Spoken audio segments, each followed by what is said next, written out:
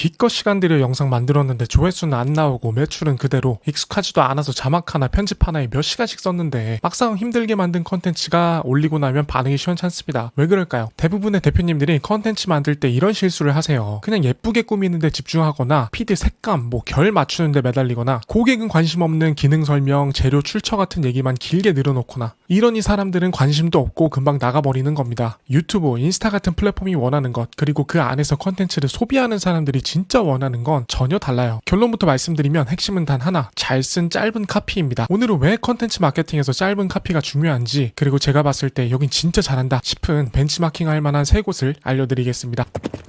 플랫폼도 결국 영리 기업입니다. 돈을 벌어야 되죠. 뭘로 벌까요? 광고, 커머스, 판매 같은 것들입니다. 그래서 모든 플랫폼이 원하는 건 단순해요. 사람들이 더 많이 들어오고 오랫동안 머무는 것. 네이버 같은 검색 포털이든 인스타, 유튜브 같은 컨텐츠 플랫폼이든 다 똑같습니다. 그럼 어떻게 더 많은 사람들을 데려와서 오래 머무르게 할까요? 이때 컨텐츠가 필요한 겁니다. 근데 아무 컨텐츠나 노출해서는 사람들을 붙잡지 못하겠죠. 사람들이 흥미를 느끼거나 재미있거나 공감이 되거나 한마디로 좋은 컨텐츠여야 되는 거죠.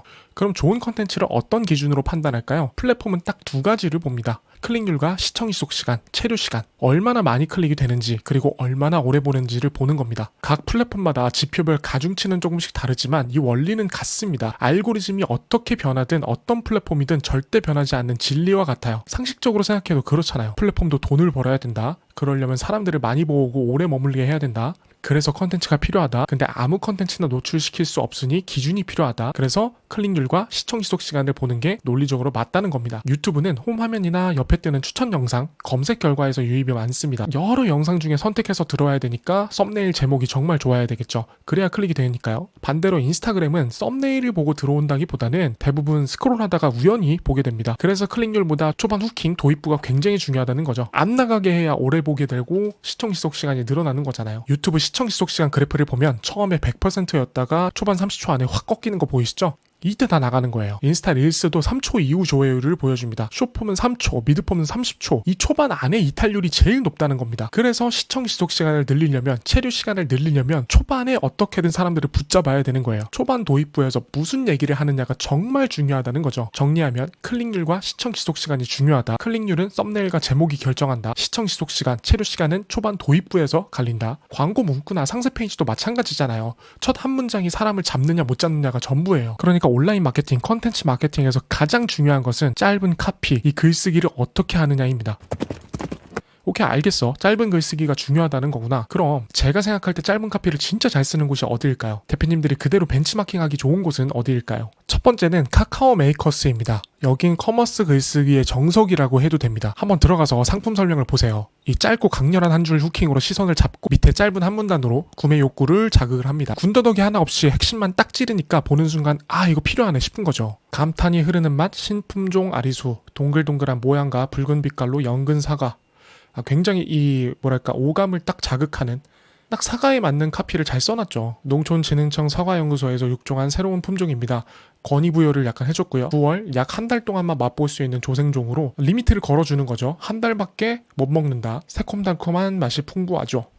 1.5kg, 3kg 중 골라요. 굉장히 좋습니다. 그 외에도 한 알로 관리하는 혈당과 장 건강, 장까지 안전하게 도달하기 위해 장용성 코팅을 입혔습니다. 허리에 머무는 물품 보관함, 25초 예열 후 스팀 뽑는 청소기, 세탁기의 숨은 때를 찾아서 굉장히 좋습니다. 두 번째는 엔카 한 줄 평입니다. 중고차를 모델별로 평가하면서 단 한 줄로 끝내는데 그 한 줄이 예사롭지가 않습니다. 짧지만 정말 임팩트 있고 보는 순간 무슨 얘기인지 바로 감이 옵니다. 자동차를 좀 아는 사람들은 정말 재미있고 깊게 받아들이죠. BMW 4 시리즈, 장점, 말이 필요 없는 진짜 배기, 단점, 뉴트리아, 비버, 카피바라, 아메리카 비버, 요 앞에 그릴 보고 얘기하는 거죠. 현대 캐스퍼 일렉트릭, 장점, 경차 아님, 단점, 경차 아님?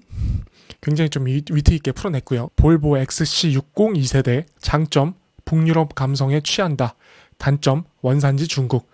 볼보가 원래는 스웨덴 브랜드인데 중국으로 이제 넘어갔죠. 그거를 이제 위트 있게 지적하는 멘트고요. 랜드로버 디펜더, 장점, 지적이고 몸 좋은 신사적인 짐승남. 단점, 근데 은근히 속 좁음. 이게 겉에는 오프로드 차다 보니까 굉장히 뭔가 짐승남 같은 분위기가 나는데 안에 실내가 좁다 보니까 근데 은근히 속 좁음, 이런 식으로 표현을 했습니다. 그 옆에는 기아 카니발 4세대. 장점, 솔직히 유부남이 나 정도면 괜찮지. 단점, 야 저기 네 과학 지나간다. 이게 카니발이라든지 K5라든지 예전 구형 아반떼, 구아방이라고 하죠. 이런 차들이 좀 도로에서 매너가 안 좋다.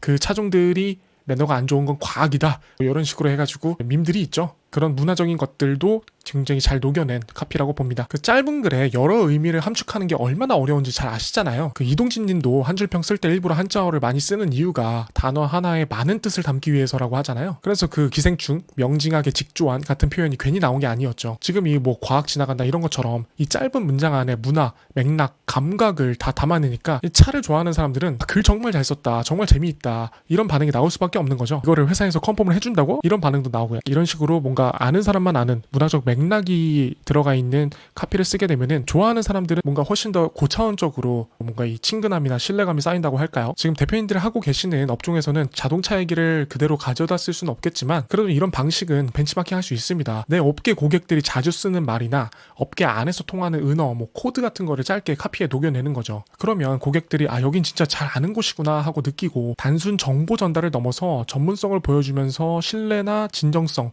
친밀감까지도 쌓을 수 있다고 생각이 들거든요. 세 번째는 넷플릭스입니다. 넷플릭스 같은 경우에는 이런 식으로 처음에 예고글 같은 거를 보여주죠. 앞에 엔카는 좀 가볍고 명쾌하고 재치 있는 짧은 문구를 보여줬다고 한다면 이 넷플릭스에서는 우리가 감성과 무게감을 느낄 수 있는 카피를 볼 수 있거든요. 이 작품 소개 글들을 보면 2시간, 3시간짜리 영화를 단 몇 문장으로 요약을 하는데 이게 단순한 요약이 아닙니다. 아직 시청자가 클릭하기 전이잖아요. 그러니까 흥미는 주되 스포일러는 절대 하면 안 돼. 줄거리를 딱 필요한 만큼만 흘려서 이거 봐야겠다라는 마음을 만드는 거죠. 많이 말하면 스포일러가 되고 적게 말하면 관심이 안 생기고 넷플릭스는 이 경계를 완벽하게 지켜냅니다. 그리고 몇 시간짜리를 몇 문장으로 압축하는 건 정말 엄청난 요약 능력이에요. 핵심만 남기고 군더더기는 다 걷어내면서도 감성을 담아내야 되잖아요. 이 고급스럽고 감도 있는 브랜드라면 반드시 참고해야 될 글쓰기입니다. 이 Everything Everywhere All at Once라는 영화 저 정말 재밌게 봤는데 운영하는 세탁소의 세무조서를 받던 중 수많은 평행 우주를 넘나드는 기막힌 여정에 뛰어드는 에블린. 그 모든 세계에서 변하지 않는 단 하나는 복잡하지만 가족을 향한 그녀의 사랑이다. 굉장히 그냥 시 같지 않나요? 요즘 가장 잘 나가는 K-POP 데모헌터스를 보면은 비밀스러운 초능력을 지닌 K-POP 걸그룹 치명적인 매력을 자랑하는 악마 보이밴드가 팬들을 빼앗으려는 걸 두고 볼 수 없다. 목소리를 높여 반격에 나서야 된다. 굉장히 흥미진진한 이 스토리텔링을 보여주죠. 제가 정말 좋아하는 위플래시도 한번 볼까요? 완벽을 추구하는 음악 교수의 지도에 따라 앤드류는 재즈 뮤지션으로 성공하겠다는 일념에 불탄다. 성공의 대가로 인격이 파괴될지라도. 타짜 한번 볼까요? 이토록 화려하고 이토록 슬픈 꽃놀이를 보았는가. 속절없이 당한 도박 사기에 칼을 갈고 타짜로 거듭난 청년 곤이 전국의 화투판을 돌면서 목숨 건 승부를 시작한다. 이것도 참 좋네요. 대표님들도 브랜드 운영하시다 보면 단순 정보 전달을 넘어서 고객의 감성을 건드리고 환상을 주고 브랜드의 무드를 유지해야 할 때가 있잖아요. 그럴 때 넷플릭스 소개글 벤치마킹 하시면 큰 도움이 될 겁니다.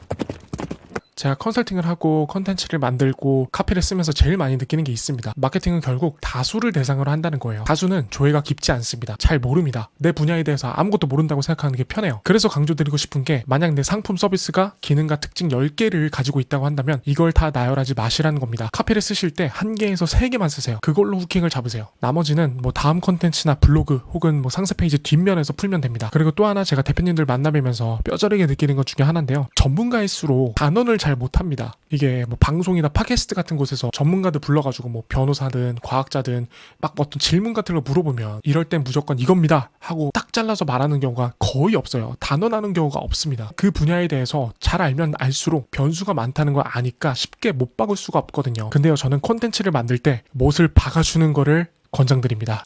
특히 한국 고객들은 정답을 원합니다. 뭐뭐 하는 법 3가지, 뭐뭐 하는 뭐 추천 베스트 5 이런 리스트형 컨텐츠를 좋아하는 이유가 그거예요. 아, 이것만 하면 되겠구나 라는 확신을 줘야 되는 거죠. 그래서 카피를 쓸 때도 컨텐츠를 만들 때도 초반 후킹에서는 단정적으로 딱 잘라서 말해주는 게 좋습니다. 이럴 땐 이겁니다. 이건 이래서 이랬습니다. 이걸 하기 위해선 이걸 하셔야 됩니다. 고객이 원하는 거는 확신에 찬 한마디거든요. 물론 뒤로 갈수록 그 디테일을 풀어주긴 해야 되죠. 오히려 저는 이게 결국에 고객을 존중하는 방식이라고 생각하거든요. 복잡하게 설명해주기보다는 명확하고 기억에 남는 한 줄을 주는 거죠. 그게 진짜 고객이 원하는 거니까요. 네, 오늘 드릴 얘기는 여기까지고요. 저는 앞으로도 작은 브랜드에게 도움되는 인사이트를 들고 오겠습니다. 구독, 좋아요, 알림 설정까지 해주시고 다음 영상도 놓치지 마시길 바랍니다. 시청해주셔서 감사합니다.